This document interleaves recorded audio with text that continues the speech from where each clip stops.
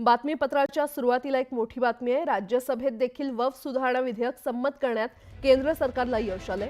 लोकसभेनंतर राज्यसभेत देखील सहजपणे हे विधेयक पारित करून घेण्यात सरकारला यश आलं।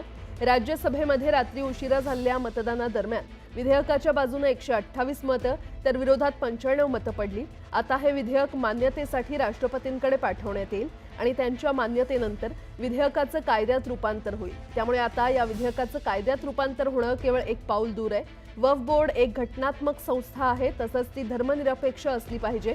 या विधेयकामुळे एकाही मुस्लिमाचं नुकसान होणार नाही, उलट कोट्यवधी मुस्लिमांचा फायदाच होईल, असं अल्पसंख्याक मंत्री किरण रिजिजू यांनी सांगितलंय।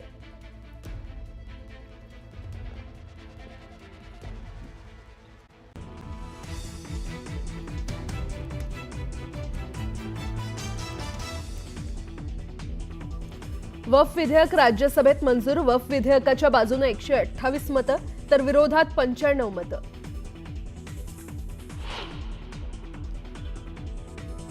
वक्फ सुधारणा विधेयकाच्या मतदानाला शरद पवार गैरहजर।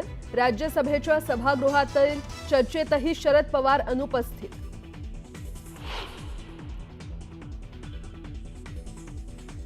राज्याचे गृहराज्यमंत्री योगेश कदम हे आज बीड जिल्हा दौऱ्यावर। मस्साजोगमध्ये जात संतोष देशमुखांच्या कुटुंबियांची घेणार भेट। पोलीस अधिकाऱ्यांसोबतही चर्चा करणार असल्याची माहिती।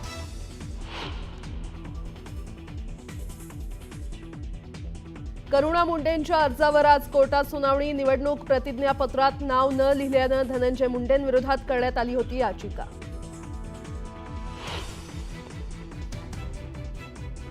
अमित शहांना हिंदू पाकिस्तान बनवायचंय। संजय राऊतांचं विधान, तर आम्हाला पाकिस्तानला हिंदू राष्ट्र बनवायचंय, लक्षात ठेवा। नितेश राणेंचा एक्स पोस्ट करत हल्लाबोल।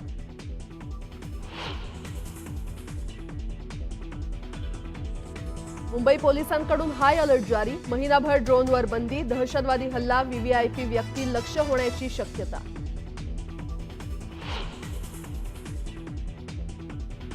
राज्यात पावसाचा जोर वाढला। कोकणासह पश्चिम महाराष्ट्रातील काही भागात मुसळधार पाऊस, पिकांचं मोठं नुकसान।